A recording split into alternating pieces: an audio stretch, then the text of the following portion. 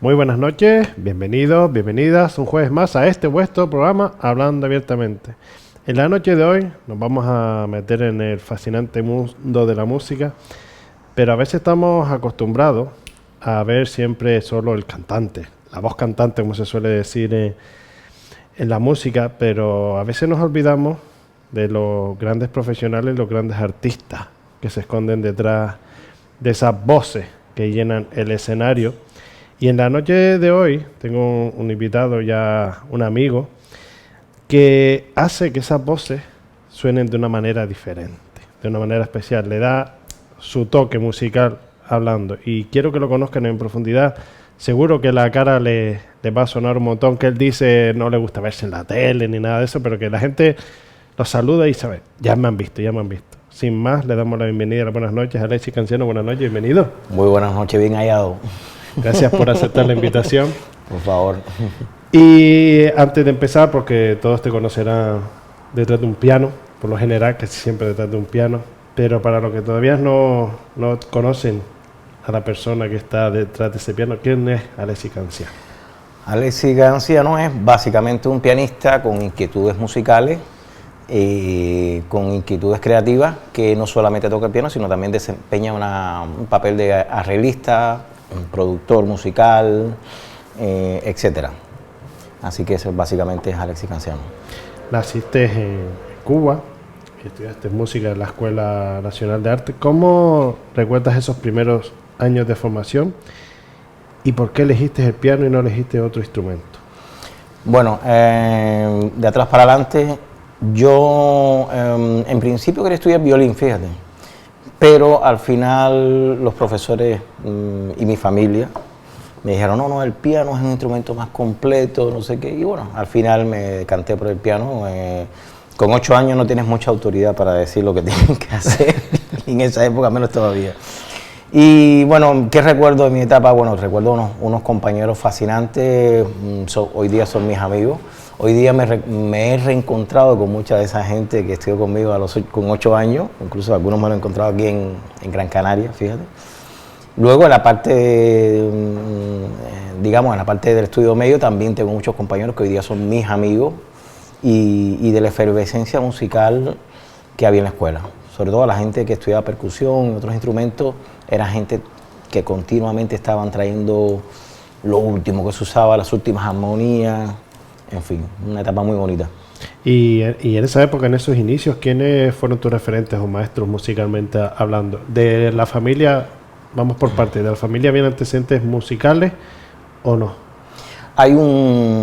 Sí, pues mira, qué buena pregunta traída, porque yo tenía un primo segundo, tenemos un primo, está vivo, tenemos un primo segundo, que vivió aquí en Canarias, fíjate. Él se dedicaba a pianista también, se dedicaba a la música, digamos, en los hoteles, un tipo tocaba muy buen pianista, que tocó con varios artistas famosos en Cuba, íntimo amigo de Celia Cruz. Celia Cruz dejaba la gira, cuando terminaba la gira, venía aquí a estar con él, a pasarse tiempo con su mujer y con él. Y este hombre también fue un poco esa inspiración, o sea, nos escribía, me preguntaba si quería algún libro. Y él, yo creo que fue un poco la inspiración para mí. Rolando Columbier se llama. ¿Qué más? Bueno, pues, digamos que en sentido general, en mi casa era una casa muy musical, así que había influencia desde Glenn Miller hasta música, canción de autor, de la nueva trova, y música de rumba, música de percusión. O sea, mi casa musicalmente era muy ecléctica, por decirlo de alguna manera. Estás tocando estilos, fusiones, géneros diferentes, pero siempre el enriquecimiento, la riqueza musical que tiene Cuba, a veces verdad que tiene muchas vertientes de otros estilos, pero es muy rica hablando musicalmente. ¿Cómo influyó en que tú te rigieras a ir por un estilo musical concreto y no por otro, que ya sé que tocas varios géneros que te gusta, porque como arreglista tienes que verte a veces tocando y siempre, sí. ¿sabes cómo influyó desde un inicio la música cubana, como bien decimos, la nueva trova, la música cubana de sangre, de corazón? La música cubana es una mezcla, básicamente, de varias músicas, de varios folclores internacionales. Es decir, en la música cubana interviene España, la música española, interviene la música africana, interviene, bueno, músicas de todas partes. Yo creo que la música cubana es ese reencuentro. Pasa lo mismo también con la música, digamos, del sur de España, y pasa también con la música brasileña. O sea, todos son mezclas que dan consigo una nueva cualidad, ¿no? Esa música se acompaña en la calle, porque la música cubana se sucede en la calle. Los grandes maestros de la música cubana te lo encuentras a veces en la calle. Y todo lo que sucede luego en los salones es el resultado de lo que has aprendido en la calle. Fíjate qué interesante. O sea, donde está viva, donde se transforma, donde crece esa música cubana es en la calle. Y luego se recoge y se lleva a los conciertos, ¿no? O sea, que esa música me ha acompañado desde que nací. Sin embargo, no es menos cierto que cuando estudio música clásica, pues también tiene una influencia no solamente en mí, sino en mi generación. ¿Por qué? Porque estoy aprendiendo otras cosas, el lirismo de esa música, etcétera. Cuando escucho música jazz, por ejemplo, pues estoy aprendiendo otra manera de escuchar la música, otras armonías, otros enriquecimientos, otras rítmicas.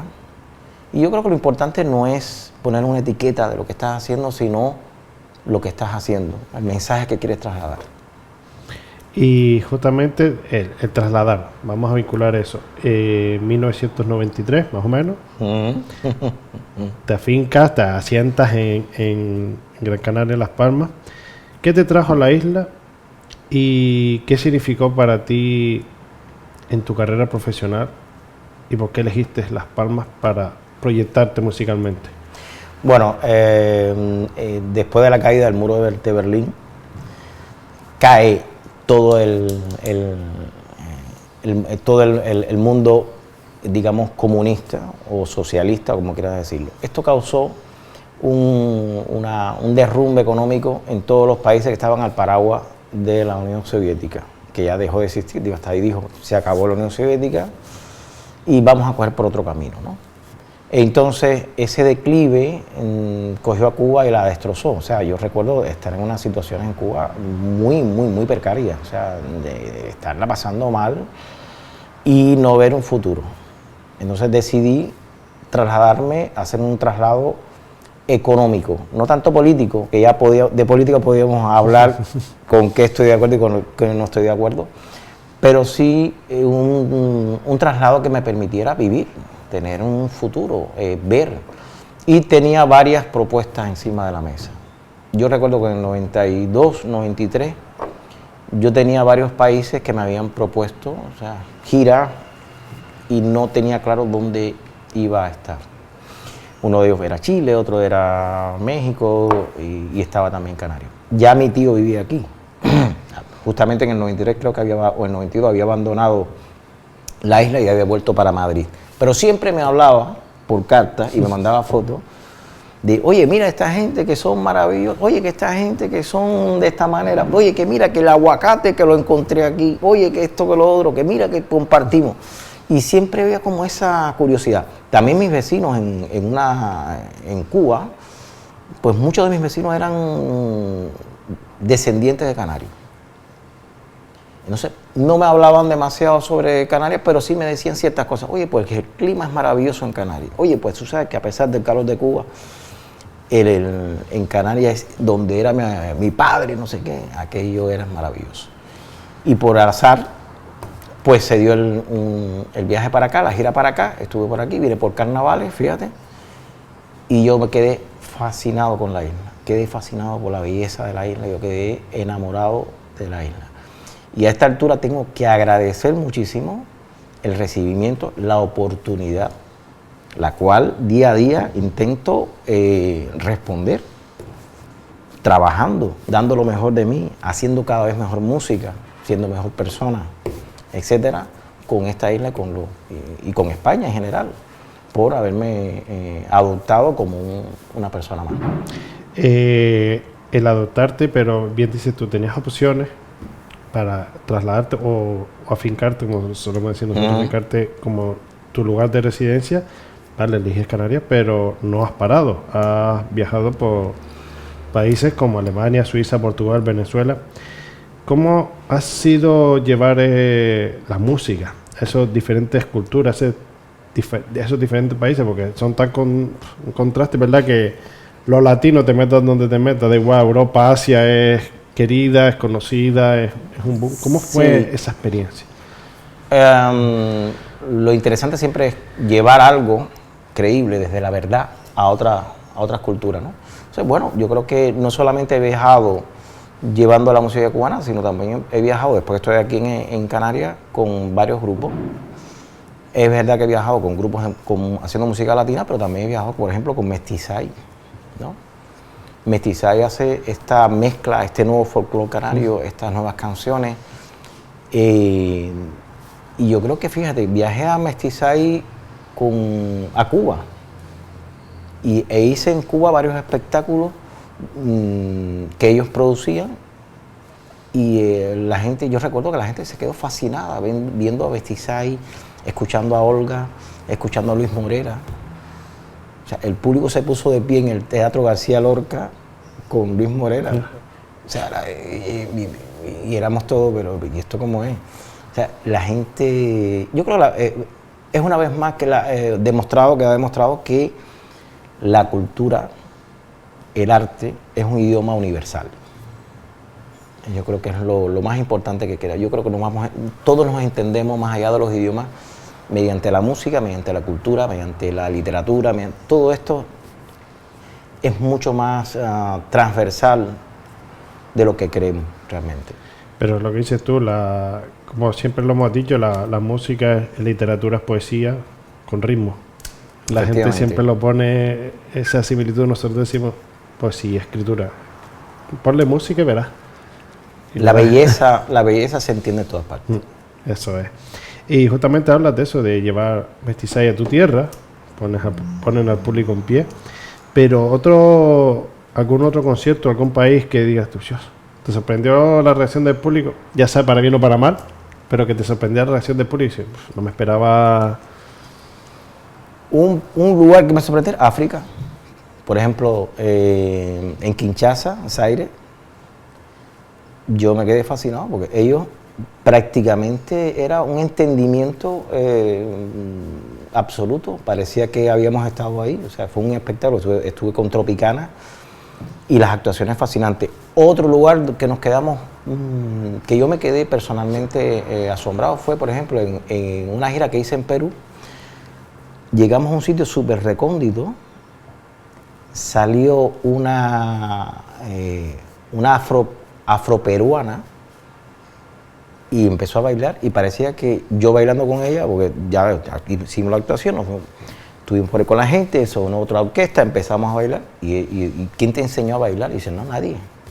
O sea, la gente muy metida con la música, pero al mismo tiempo la gente entendiendo todo lo que estaba pasando. O sea, es increíble como parecía que había estado ahí antes. Es lo que dices tú, el renacer, el reencarnarse en algo que vete tú sabes de dónde pudo haber venido esa mujer. Como dices tú, afroperuana, vete tú sabes. Sí. Yo recuerdo esa anécdota, ¿a ti quién te enseñó? No, nadie, yo sola. Pero ¿cómo que sola? Sí. Parecía una cubana bailando. Increíble. Has nombrado a Mestizay, pero los Gofiones, José Vélez, Luis Molina, ¿qué posición ocupabas dentro de esos espectáculos y qué has aprendido con cada uno de esos grandes grupos? Bueno, con casi todos ellos he estado como pianista y con otros he estado como pianista y como productor.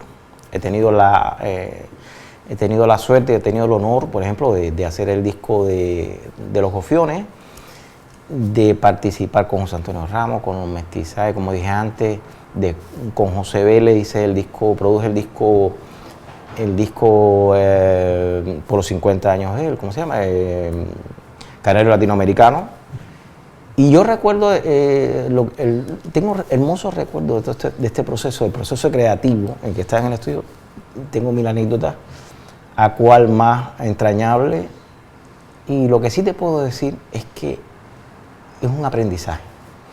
Primero, es un aprendizaje técnico porque aprende cosas que te permiten avanzar y crecer, pero después aprende cosas vitales con esos artistas. Aprende cómo son realmente y entiende por qué esos artistas han llegado a la cima. No sé, entiendes cuál es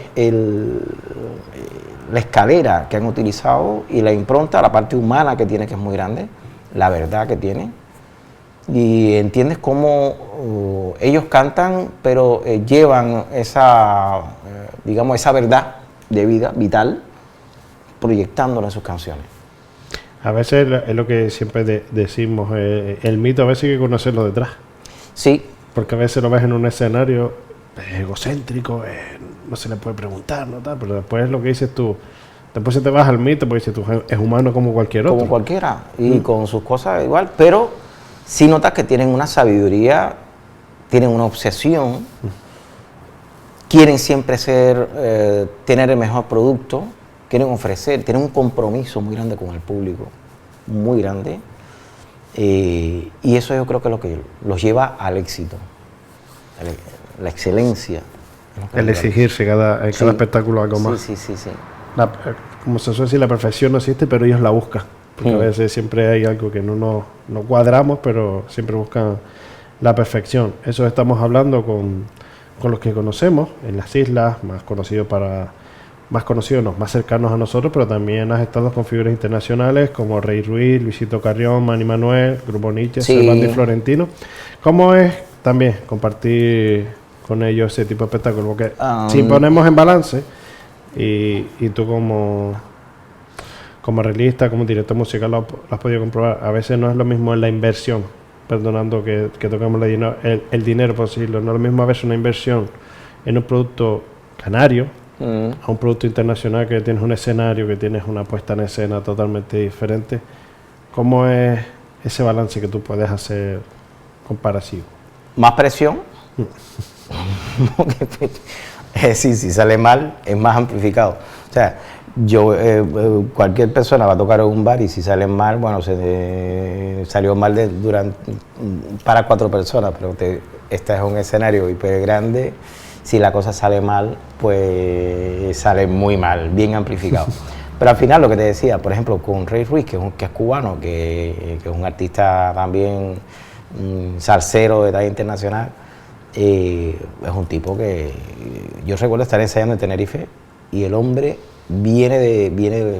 o sea, lo van a buscar al aeropuerto y el tipo, cuando está llegando al local de ensayo, sintió la orquesta tan sabrosa que el tipo entra por ahí por la puerta cantando a pelo. ¡Ah! Y entonces cuando paramos el tipo dice, no, es que vengo de Inglaterra y claro, no era lo mismo, no me sonaba igual. O sea, él lo que decía que era aquí en Canarias, sí existe el ritmo, sí existe el músico canario tiene también el mismo sentimiento que el latino. Y un tipo también súper chévere, Manny Manuel, toda esta gente son súper chéveres, tremenda gente, preocupados, compartidores, muy buena gente. Por eso decíamos que a veces, y es un contexto que a veces la gente no entiende, no todos los cantantes vienen con su banda original, muchas veces por el tema de costos, y es lo que dices tú. Exacto. Se adaptan a las bandas, a las orquestas, a los músicos de cada lugar a ver cómo. Y a veces tú tocas, es que estás acostumbrado, más a lo ves, en su país de origen o en Estados Unidos, que sí se pueden llevar a su banda, suena de una manera y dices tú, aquí hay algo que... No, las bandas que se hacen aquí en Canarias son muy buenas dicho por ellos. O sea, hay mucha gente que vienen muy tranquilos porque ya han tocado con las bandas de aquí, ya han transmitido eso allá, han dicho, oye, es que allá hay unas bandas que son tremendas. Yo estuve trabajando por ejemplo, en el tributo a Frankie Ruiz, que se hizo en Tenerife. Yo estuve como pianista. Mucha gente no me reconoce porque tengo unas trenzas muy largas, tengo unas trenzas hasta la cintura. Y varios amigos me escribieron y me dijeron, oye, ¿viste la mulata esa que toca el piano? Me recordaba a ti. Me decía, no, soy yo. Bueno, en ese momento fue, fíjate, un encuentro muy bonito porque muchos de esos maestros yo los escuchaba en Cuba escondido, porque no se podía oír emisoras norteamericanas. Entonces yo me iba con un amigo, nos encerrábamos, sacamos un perchero para oír en una azotea, para oír la Super Q y oír, no íbamos a oír nada político, pero estaba prohibido. Entonces nosotros lo que hacíamos era escuchar Celia Cruz, escuchábamos la FM 108. Y entonces salían todos esos salseros que después estuve trabajando con ellos, y ellos me decían, pero muchacho, ¿dónde tú saliste con esos acordes envenenados? Y yo decía, maestro, yo lo aprendí con ustedes, escuchando en Cuba, escondido, todas esas cosas. Y eso fue una gran satisfacción. Y ellos me hablaban, cuando estábamos en Tenerife, me decían, oye, que esto sí suena. Sí, fíjate, hablando de la banda que hicimos, que eran músicos latinos y músicos canarios, me decían muchos de ellos, entre otros, ahí estaba también Luisito Carrión, ahí estaba ¿cómo se llama? Devórame otra vez, ¿cómo se llama? Ya sabes que te guarda. Me decían todo, se quedaban asombrados.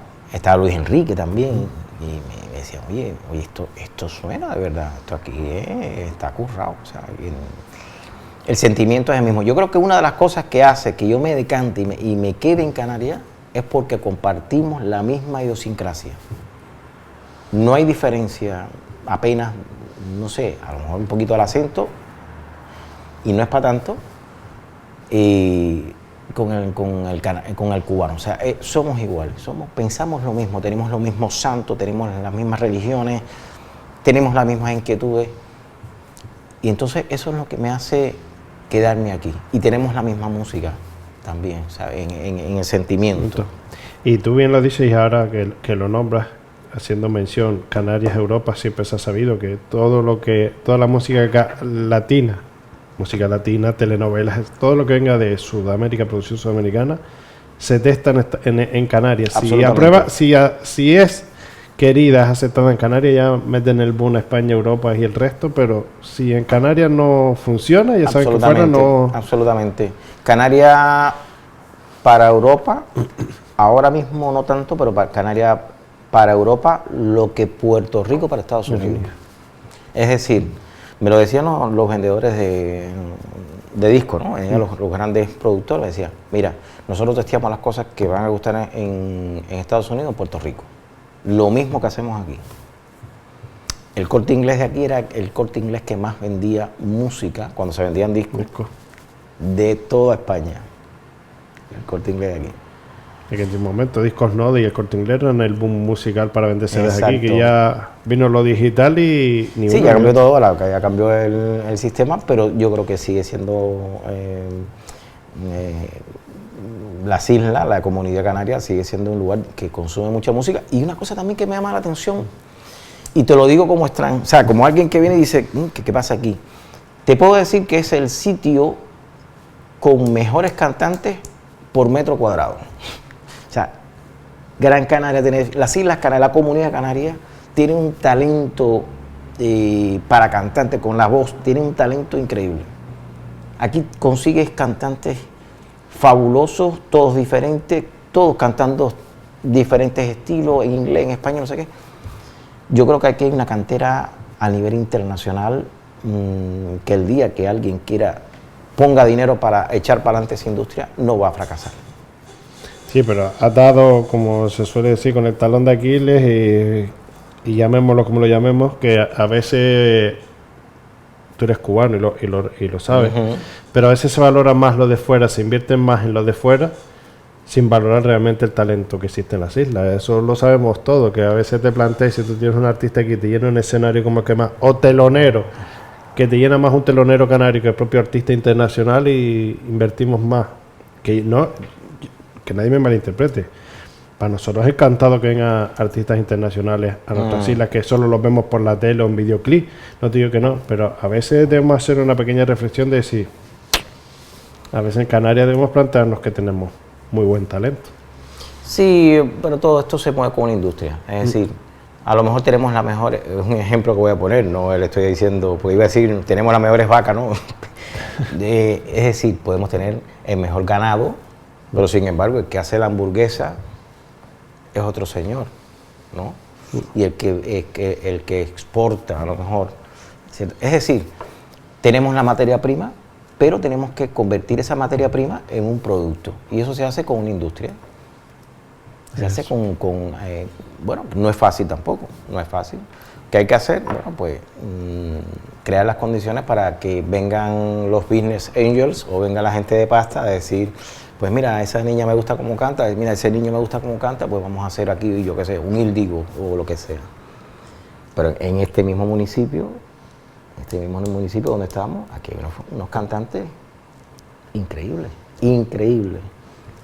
Acabas de visitar a una y es por amiga. Supuesto, es amiga. Por supuesto. Y la hemos tenido aquí con nosotros. Aridia Ramos es una de las voces femeninas que todo el mundo la escucha y alucina con ella. Efectivamente. De la persona muy talentosa, con una voz con un ADN propio. O sea, tú la escuchas y sabes que es ella, pero con un dominio de la afinación, con un dominio de la expresión. Una voz que te conquista, que te convence, una chica que tiene un talento increíble, que la conozco desde niña, ya viene desde niña ya con apuntando manera, y ahora adulta, pues, no sé, también es feo decirlo, porque es amiga mía, va a decir, bueno, claro, amiga tuya, ¿qué vas a decir? Pero también tiene Abraham también, por ejemplo, que está aquí, también otro portento que yo lo escucho y me quedo boca abierta, la capacidad, el timbre, la técnica, pero necesita un espacio, necesita que esto se convierta en una industria. Totalmente de acuerdo con eso. Justamente hablando de eso, de cantantes, de artistas, ¿cómo, y lo hablamos antes, como dices tú, cuando ya conoces a los mitos, los conoces detrás del escenario? Ahora vamos a la parte esa de producción y de arreglista musical. ¿Cómo es, como siempre se suele decir, cómo es llevar la esencia de esos artistas en la que tú te metas como arreglista, productor, para que se convierta en un buen álbum y que digas tú, hay un arreglista detrás, pero es la identidad del cantante? ¿Cómo logras meterte tú en la piel? Porque eso también lleva lo suyo. Yo creo que es como una costurera o un sastre que viste a una persona, ¿no? O sea, esta persona tiene estas cualidades, ¿no? O sea, oye, pues es alto, así, acostumbra, tiene este estilo, pues tú acomodas esa ropa, ¿no? Que sea sorprendente, al mismo tiempo que tenga algo sorprendente, que tenga algo que decir, pero yo creo que básicamente, si tuviera que resumirlo, es como un sastre que viste, ¿no? a una persona. En el caso, digamos, yo creo un disco que la pasé muy bien y que un disco que recordaré siempre con mucho cariño, porque además participaron, ahí participó también Silvio Rodríguez, Celia González, fue el disco Los Gofiones. Es un disco que yo estaba bastante fresco, ¿no? Todavía no, ya tengo muchos años aquí, pero cuando hice ese disco tenía muy poco tiempo aquí. Yo creo que lo que hicimos, porque no es un trabajo, no es una dictadura, sino la revista va proponiendo cosas y vamos encontrando un camino. Yo creo que lo que hicimos en ese momento fue que Los Gofiones sintiera la música cubana más de raíz, pero al mismo tiempo que ellos aportaran a la música cubana algo, ¿no? Y ellos aportaron esas voces que tienen, ese talento, esa pasión, esa manera de cantar. Yo creo que fue un aporte para la música cubana. Yo lo creo así. Y fue una conjunción mágica.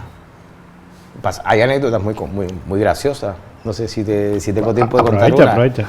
Todavía tenemos tiempo. Hay un tema que en ese disco se llama, es una guaracha de Ñico Saquito que se llama Estoy hecho tierra, ¿no? La guaracha es ese ritmo un poco jocoso y tal. Ñico Saquito es el mismo que hizo el de Compay Gallo, cuidadito, Compay Gallo. Bueno, la canción dice que si estoy hecho tierra y me echan agua, me vuelvo fango. Es todo una sátira, ¿no? Y yo le dije a ellos, mira, el entorno donde los guaracheros hacían su música era un bar y tal.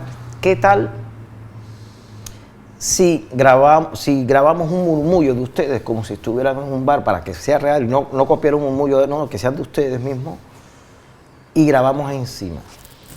No sé, la mitad del grupo dijo que sí y la mitad dijo que no. La mitad dijo que sí y argumentaba algunas cosas y la mitad dijo que no y argumentaba algunas cosas. Total, que empezaron a discutir en el estudio. Y tú lo grababas. Y entonces, en ese momento, le dije a Carlos Más, grábalo, aprieta el rec. Pum, apretamos el rec y se grabó todo ese murmullo y al final, por consenso, se montó. Pero quedó real, porque estaban realmente hablando entre ellos, dialogando que por qué sí, porque me parece bien, porque no, pues estaban todos contra todos hablando en una habitación. Y entonces eso es una le hiciste la encerrona. Un poquito encerrona. Te lo metiste sí en debate, en tertulia, dice, ahora peleese, hablando bien, peleándose allí, pero salió bien para lo que tú pretendías. Así que se logró. Sí. Así no se tuvo que volver a repetir ni nada, sino ya el consenso una vez se hizo y ya estaba grabado. Exacto, al final mira, si se queda bien, pues al final mira, pues quedó orgánico, quedó muy bien, pues se lo sumamos al tema y ese track tiene esa peculiaridad. Qué bueno, qué bueno. También como músico, ¿qué tiene que tener un buen arreglista? ¿Qué consideras tú que tiene que tener un buen arreglista musical para lograr esas cosas que esos cantantes necesitan? Dos cosas. Primero, sensibilidad, porque tienes que ser lo suficiente sensible, y no estoy hablando que la tenga yo, sino que yo creo que he buscado siempre ser sensible para entender qué necesita ese cantante, que está pasando por su cabeza. Y en segundo lugar, yo creo que la humildad. O sea, estás al servicio de alguien, estás al servicio, que en última instancia estamos al servicio del público. Entonces, tienes que dejarte, no estar pensando en que te voy a demostrar lo que yo sé. A eso iba yo. ¿Cuán importante es el arreglista sin sacar ese ego? Tú lo has dicho, trabajas para un cantante, tienes que arreglarle acorde a él, no exponerte tú, ¿vale? Que tu trabajo se va a ver expuesto, pero no... Sí, pero no me preocupa eso. Me preocupa más, digamos, el alcance que pueda tener la obra, que la obra pueda tocar los corazones, que la obra, si la obra tiene que hacer bailar, que haga bailar. Si la obra, en este caso la música, lo que sea, tiene que conmover, lo importante es que conmueva, pero no lo importante nunca va a ser, mira el último acorde que me aprendí, te voy a enseñar lo que, o mira cómo toco de rápido, o mira que no.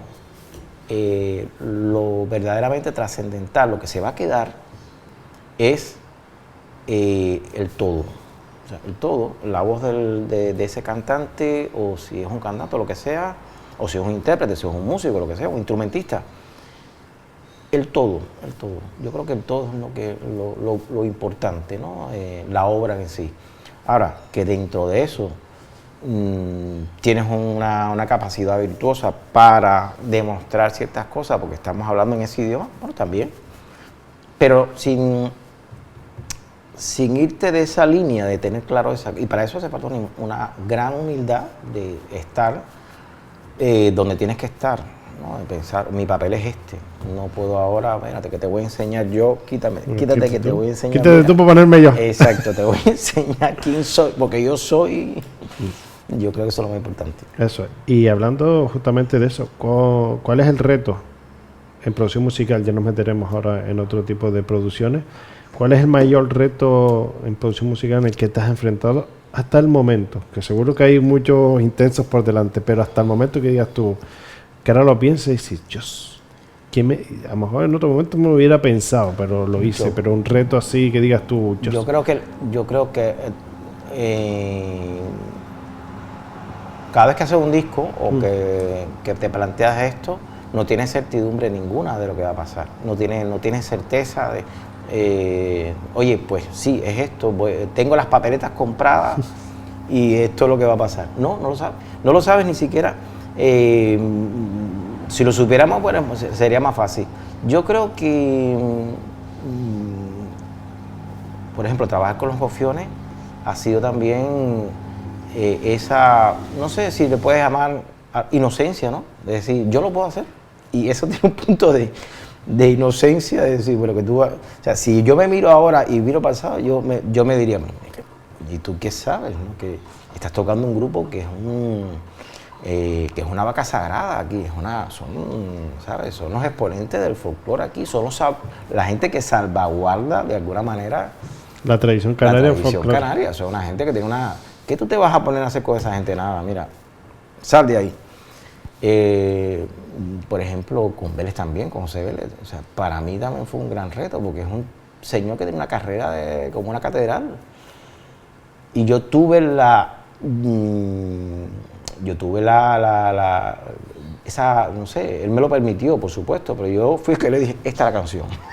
Íbamos en el coche escuchando temas y recuerdo que yo estaba conduciendo y él me dijo, tengo unas canciones, me las puso y sale el canario latinoamericano. El canario latinoamericano, ese yo soy canario. Bueno, ese fue el hit del ese disco. Y estaba cantada por alguien, él es coautor de esa canción también, pero estaba cantada por alguien con una cuchara y una botella, no sé si sería de anís o de ron, no sé, o de agua firga, no sé lo que era, pero un señor con una cuchara, cantando de aquella manera, y yo le dije, esta es la canción, tiene algo, no sé, no te lo puedo explicar, pero esta, y él me dijo, seguro, sí, seguro que esta es la canción. Imagínate tú, ahora tú la analizas en frío. ¿Qué tiene que hacer un cubano diciéndole a este hombre que tiene una tremenda carrera cuál es y cuál no es la canción? O sea, es un acto de una locura. Al final tú lo analizas en frío y matemáticamente es una locura. Este hombre que ha trabajado con grandes de la música, hasta ha vendido 1 millón de discos en Argentina. O sea, un tipo con una trayectoria increíble, diciéndole tú cuál es la canción y cuál no es la canción. Y ahora metiéndote en el otro rol, no que el cantante te busca a ti como productor musical. Si tú tuvieras que producir musicalmente a alguien, a un cantante, a una persona, y dices tú, yo tengo que hacerle algo, ¿qué buscas en esa persona? Por eso me vino ahora, acorde a lo que acabas de decir, me vino Aridia, me vino Abraham, me vino así, que a veces no son tan conocidos y necesitan ese empujoncito de producción musical. Si tú vas a una persona y dices, mira, me voy a arriesgar porque le veo algo, le voy a decir, ¿qué tiene que reflejarte en los ojos de esa persona para decir, me tiro a la piscina aunque no tenga agua? El talento no se puede inventar. El talento naces con él o no naces con él. Eso es una cosa que, lo siento, pero así como yo no tengo la estatura para jugar baloncesto, por mucho que me guste, pues no creo que me llame la NBA. Entonces, en el arte hay personas que tienen ese toque, Dios se lo dio y ellos lo han desarrollado luego, con mucho trabajo, ¿no? En el caso, por ejemplo, de Aridia, de Abraham, etc. Y de otros, aquí también está Pedro Quintana, que también es por aquí, otro muchacho que también, que talentazo, una voz, un sentimiento increíble. Bueno, primeramente que tenga esa cosa especial, esa cosa que no sea cotidiana, ¿no? Y esta persona tiene esta cosa especial. Segundo, que esa persona tenga un compromiso. O sea, no me vale una persona que tenga un talento, pero que él a lo mejor quiere hacer otra cosa, físico, matemático, ¿no? Oye, tienes un talento para cantar, pero cantas muy bien, sí, pero es que yo no quiero, no, a mí me gusta.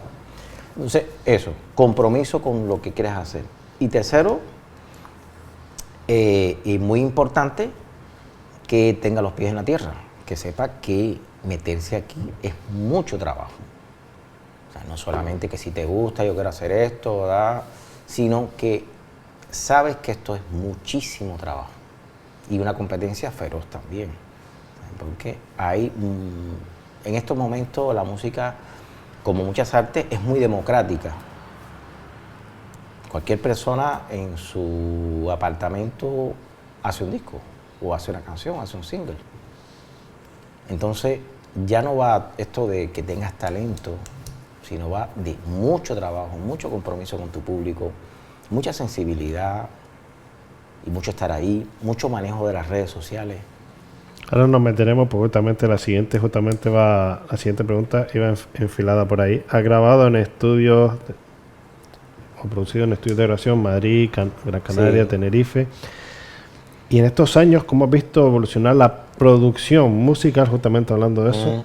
Las nuevas tecnologías, que también lo suelo hablar mucho aquí con con cantantes de a pie, de arreglo, no de elitunes, arreglos y todo lo que tú quieras, que es lo que dices tú. Cualquier persona con un poquitito de o con un buen ordenador en casa, y ya ni tan bueno, porque con cualquier aplicación ya puedes hacer eso. Exacto. ¿Qué valor le das tú justamente a eso? Bien, mal, regular, ¿cómo enfocas tú? En tu caso, que te gusta un piano, te gusta...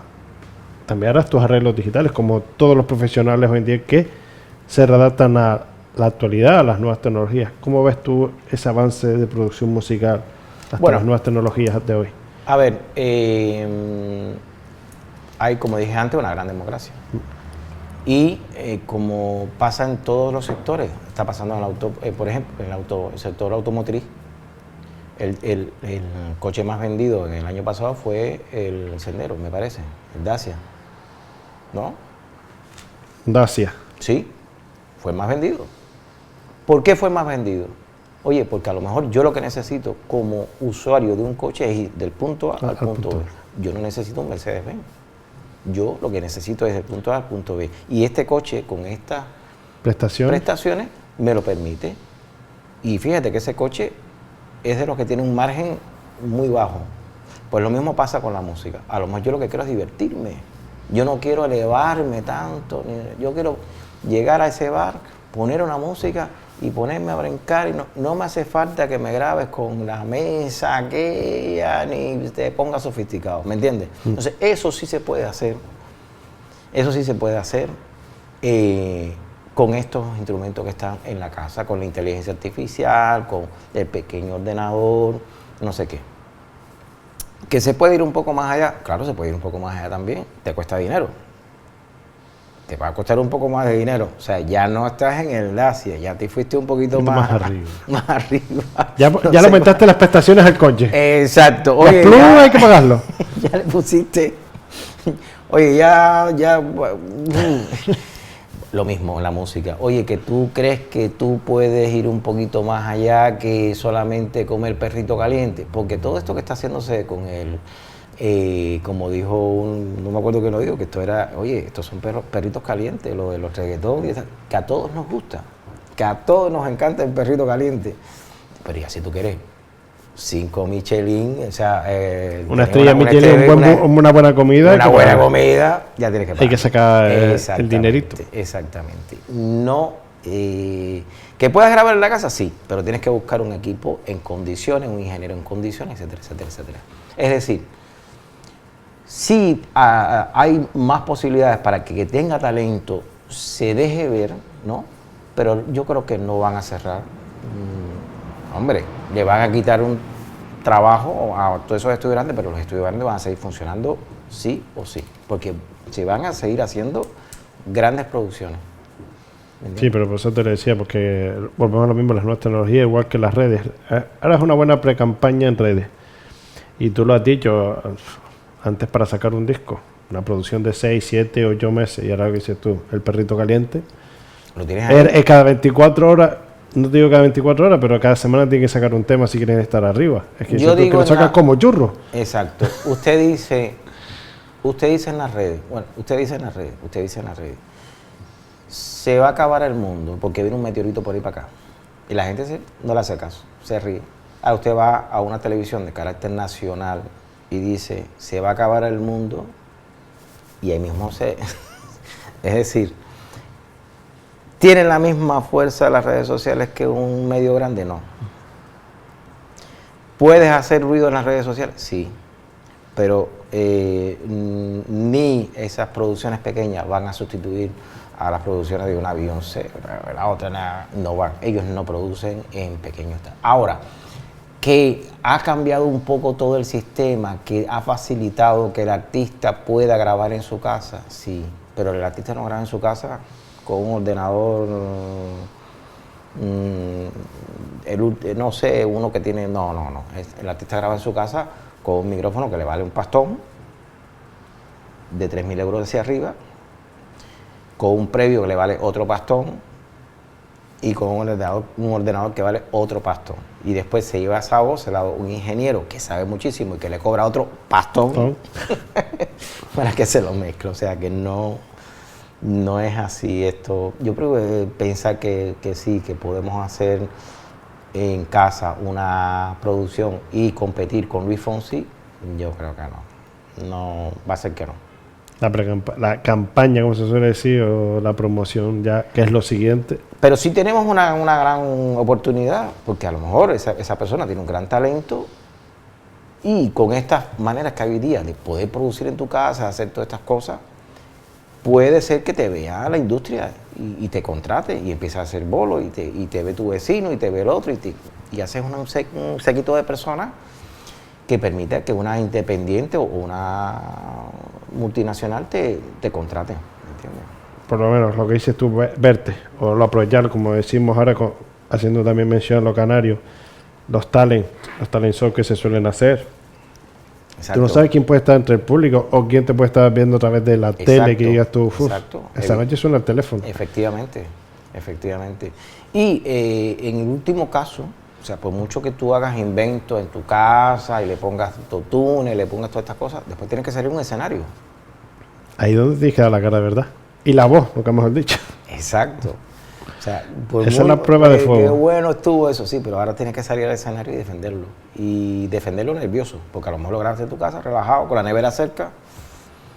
Lo intentaste 20 veces hasta que salió la que era. Exacto, lo modificaste, lo hiciste, pero ahora tienes que salir ahí y tienes una sola oportunidad delante de un montón de personas que han pagado una entrada y que no van a hacer, no te lo van a perdonar si lo hacen mal. Así que van a ser muy críticos. Cuando hablamos de producciones, no es lo mismo producir música para un disco, producir una obra de teatro, producir para televisión. ¿Qué diferencias o qué matices podemos encontrar entre unas y otras? La diferencia fundamental es estar en sintonía con, por ejemplo, cuando vas a hacer una banda sonora con el director.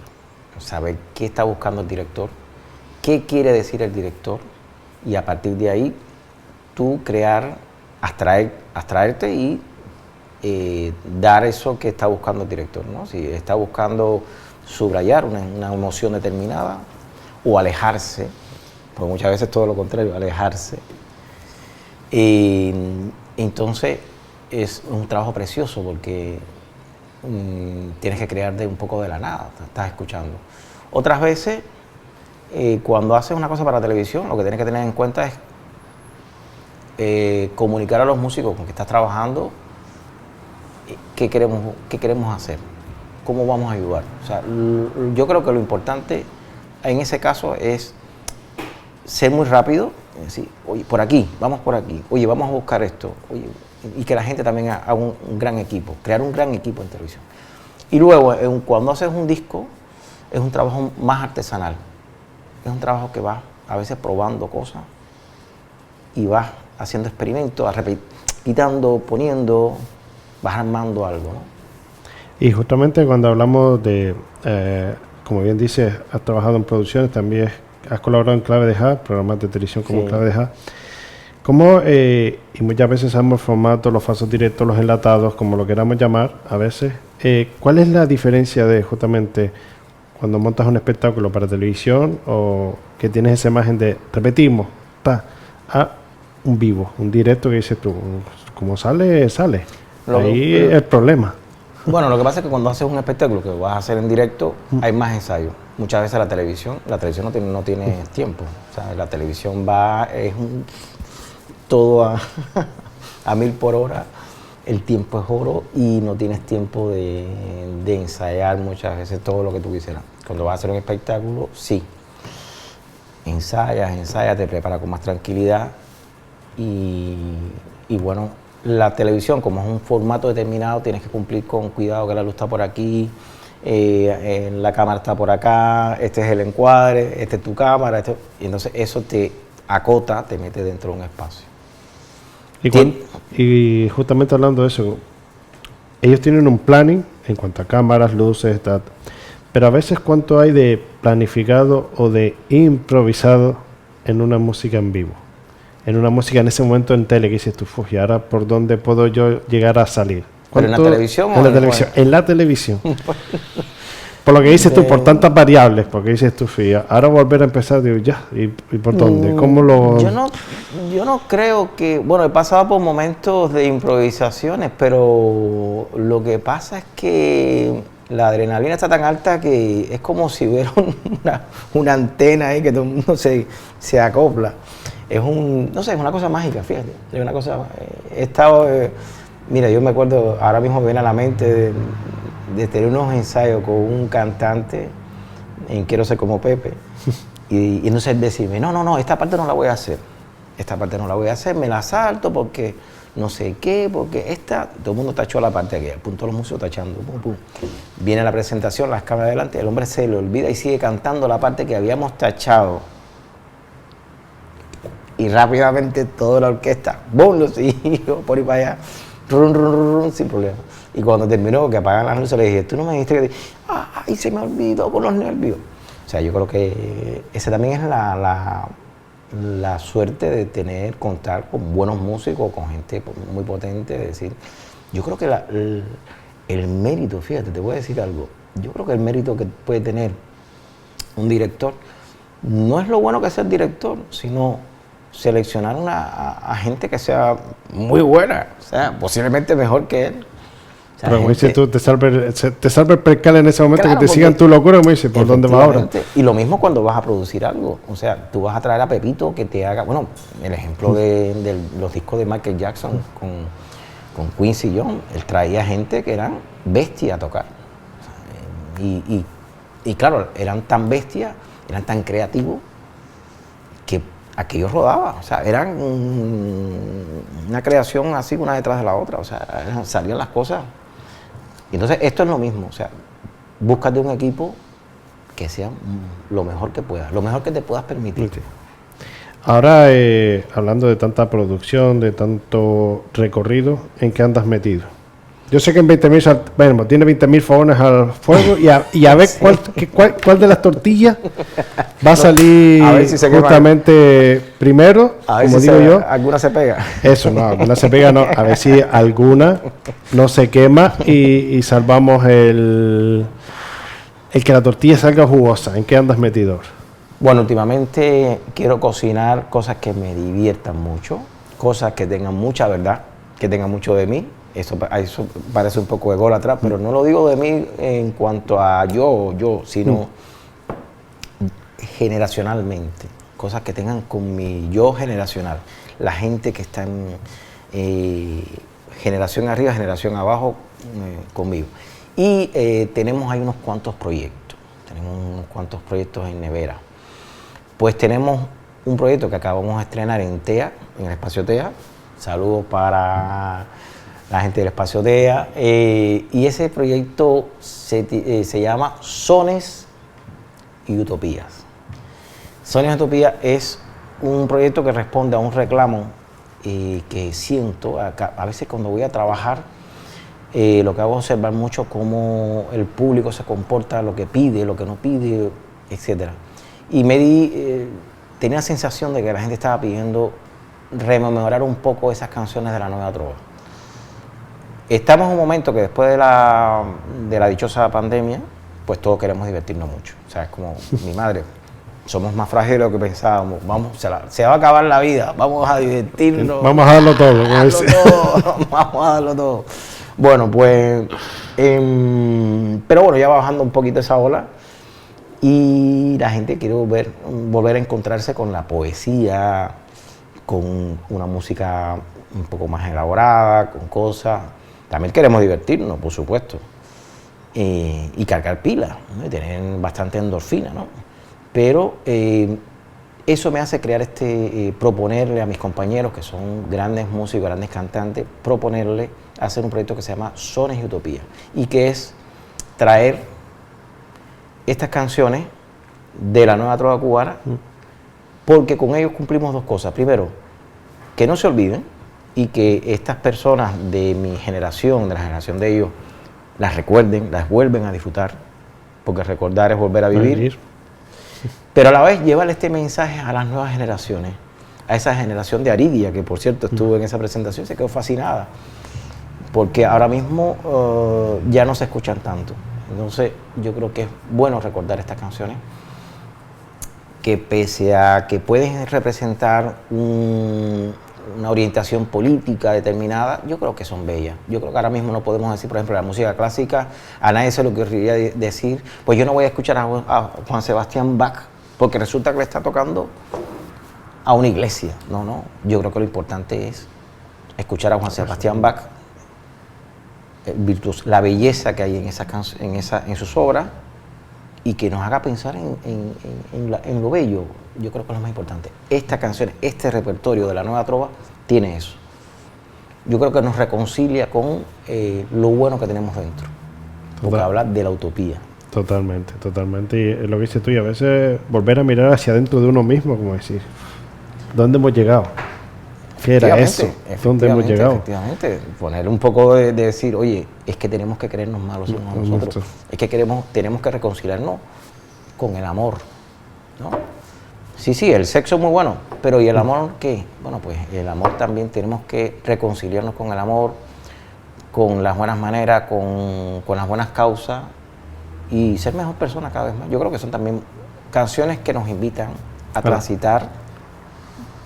Y también, ¿por qué no? Estar en sintonía con el dolor, con la nostalgia. O sea, no para quedarnos ahí instalados, pero también para reconocernos en ello y decir, soy tan humano que siento esto. Totalmente.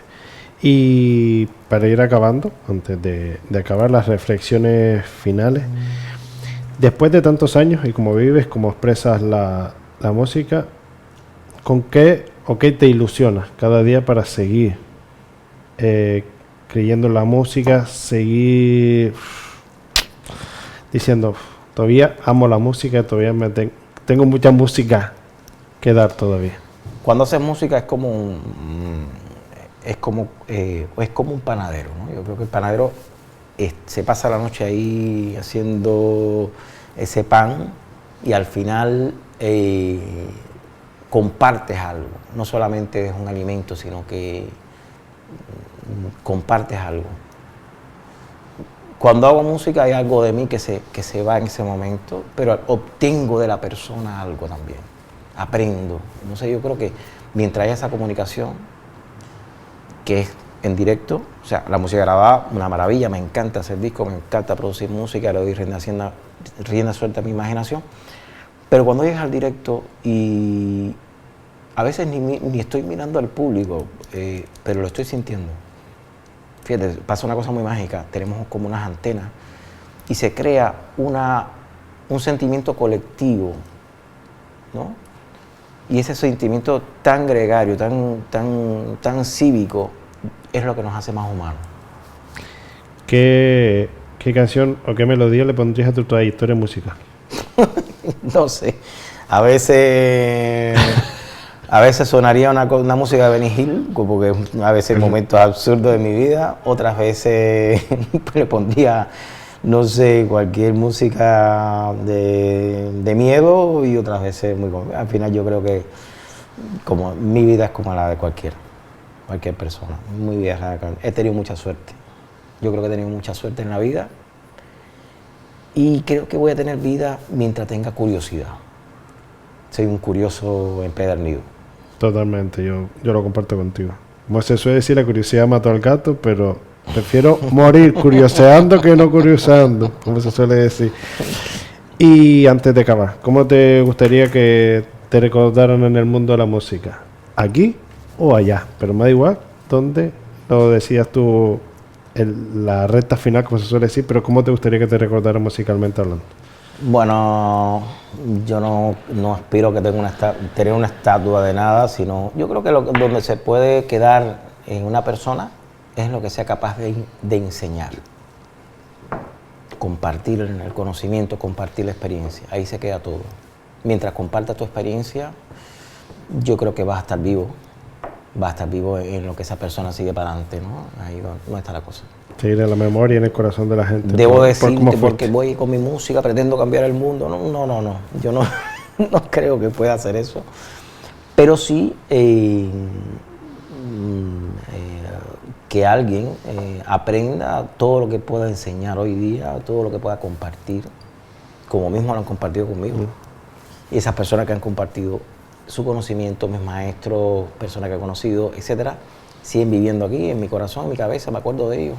Cada rato lo que me dijo fulanito de tal, aquel día, no sé qué, me viene a la mente y le dedico ese pensamiento y me sirve para avanzar en la vida y para ser mejor persona.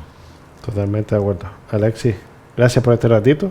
Gracias por sacar tiempo de esa agenda que, aunque usted no lo crea, la agenda es tanto profesional como familiarmente completa. Cuadrar con él, te puedo contestar a las 7 de la mañana o cuando esa tiene, es la mejor hora. Cuando tiene un hueco, como digo yo cuando miro, digo, a las 7 de la mañana ya está en pie, ya está arrancando ya, pero sí. Que gracias por este ratito. Nos volveremos a ver pronto, sí, seguro. Claro que sí. Y esta es tu casa. Muchísimas gracias. Encantado. Muchas gracias a ustedes. Sí, hasta la próxima. Un beso.